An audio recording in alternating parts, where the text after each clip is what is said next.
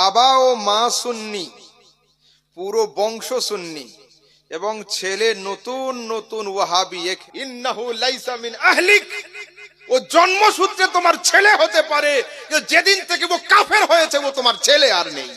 আবু বকর খোদার কসম করে বলে, তোর তলোয়ারের নিচে আমি এসেছিলাম, তুই আমাকে বাপ বলে কনসিডার করে ছেড়ে দিয়েছিলিস।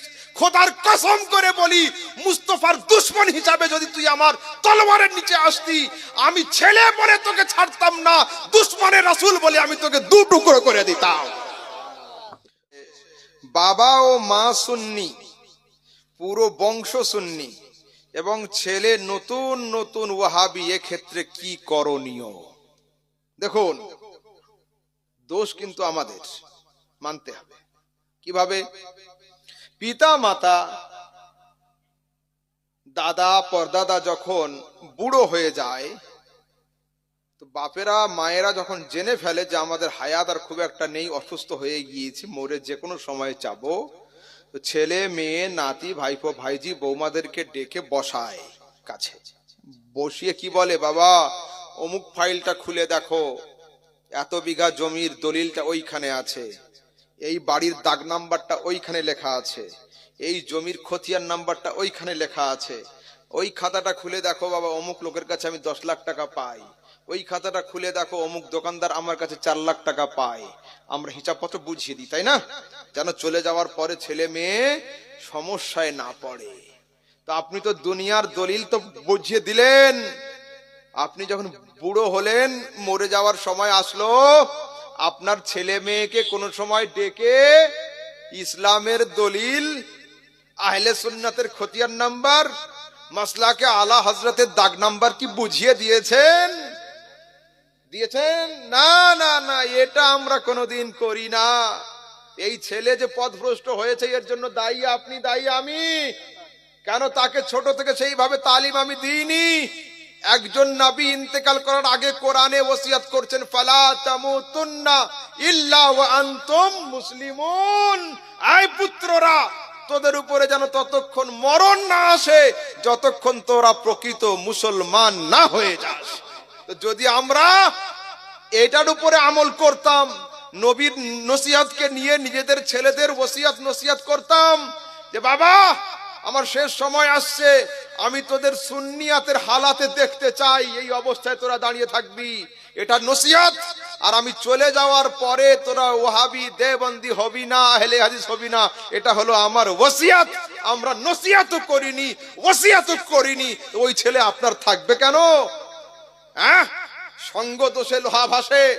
আপনার ছেলে কাদের সঙ্গে রাত কাটায়, কাদের সঙ্গে থাকে, কাদের সঙ্গে যায়, এদিকে আপনি খেয়াল করেননি কেন? এখন শুনুন, ফয়সালা হলো এই, পুরো বংশের লোক একদিন বসুন, বাপ চাচারা বসুন, সমাজের আলেম সাহেবকে ডেকে নেন যে বাপু দেখো দিনের মসলা, আমরা সাধারণ লোক, তোমার যদি কোনো প্রশ্ন থাকে আমাদের পক্ষ থেকে উকিল নিয়ে এসেছি, আমাদের ইমাম, ওনাকে জিজ্ঞাসা করো, উনি উত্তর দিবেন। হলো? যদি এতে না হয়, ওর কাছে জানতে চাও যে আমাদের উপরে তোমার ব্লেমটা কি, সুন্নিয়াত তুমি ত্যাগ করছো কেন, তোমার প্রবলেম কি, ওকে জানতে চাও। যদি ও শেষ বেশ বলে যে না আপনারা যেমন আছেন থাকেন, আমি আজ থেকে এই হয়ে গেলাম, হলো? তখন আপনারা ওর সামনে 3-4টে পয়েন্ট রাখুন। কি পয়েন্ট? 1 নাম্বার পয়েন্ট রাখুন যে একদল লোক তারা লিখেছে যে আমাদের হাতের লাঠি কুকুর মারাতে সাহায্য হয়, কিন্তু নবীর দ্বারায় নাউজুবিল্লাহ এতটুকু সাহায্য হবে না। এই আকীদার উপরে তোমার কি বক্তব্য আছে বলো? যদি ওই ছেলে আস্তাগফিরুল্লাহ বলে লাফ দিয়ে ওঠে, জানতে হবে যে না বদমাশ হয়েছে বটে, কিন্তু ঈমান ঠিক আছে। আর যদি চুপ থাকে, জানতে হবে এর উপরের লাইনও কাটা, ভিতরের ফিউজও ফিউজ হয়ে গিয়েছে।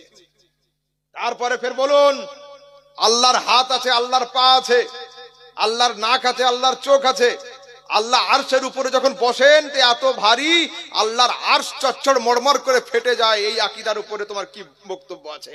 যদি ছেলে লাফিয়ে ওঠে, জানতে হবে যে না ছেলের ভিতরের ঈমান এখনো ঠিক আছে, উপরে শয়তানি ঘুণ ধরেছে, ভিতরে ঠিক আছে।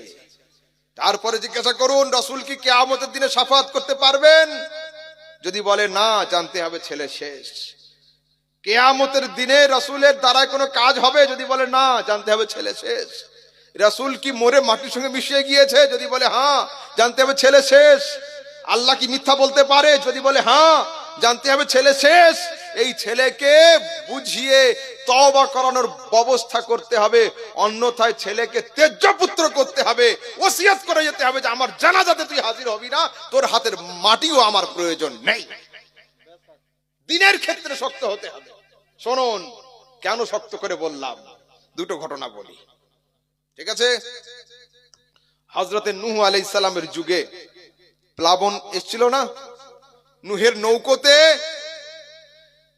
চতুষ্পদ জন্তু পর্যন্ত জায়গা পেয়েছিল, এক জোড়া করে।